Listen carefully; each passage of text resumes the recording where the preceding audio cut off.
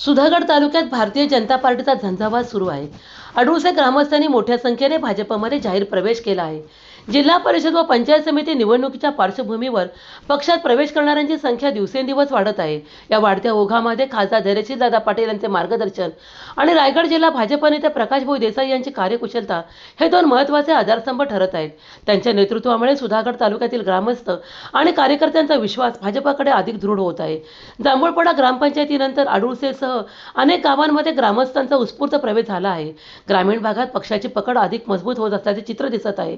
खासदार धैर्यशीलदादा पाटील यांनी पक्षाच्या विकासाभिमुख धोरणावर भर देत ग्रामस्थांना पक्षाशी जोडले, तर प्रकाशभाऊ देसाई यांनी आपल्या कार्यकुशलतेने पक्ष संघटन अधिक सक्षम केले आहे. या प्रवेश सोहळ्यास खासदार धैर्यशीलदादा पाटील, रायगड जिल्हा भाजप नेते प्रकाशभाऊ देसाई, माजी जिल्हा परिषद सदस्य रवींद्र देशमुख तसेच नरेश खाडे, रमेश साळुंखे, सचिन भोईर आणि आरिफ मणियार यांची प्रमुख उपस्थिती लाभली.